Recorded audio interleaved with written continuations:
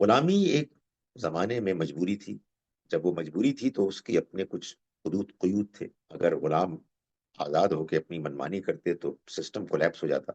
تو اس میں ان کا ماسٹر کے ساتھ ریلیشن شپ جو ہے وہ اوبیڈینس کا بیان کیا گیا، ظاہر ہے اللہ کا شکر ہے اس کو ختم کر دیا گیا اور قرآن نے ہی ختم کیا، لیکن اس میں بھی یہ یعنی ایک سائڈ کی سٹوری ہے۔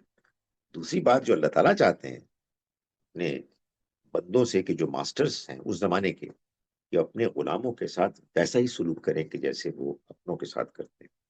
سو you know what I'm trying to say is کہ یہ پوری بات کو اگر ہم سمجھیں تو بات پوری سمجھ میں آتی ہے۔ اور آخری بات یہ کہ مان لیا کہ یہ مردوں نے مذہب پیدا کیا ہے اور طاقتوروں نے کیا ہے اور یہ مذہب نہیں، یہ تو بس ایسی ایک سٹوری ہے۔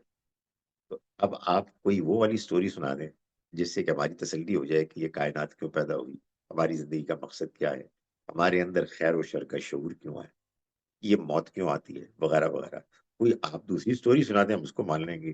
حقیقت واقعہ یہ ہے کہ کوئی اور دوسری سٹوری ہے نہیں۔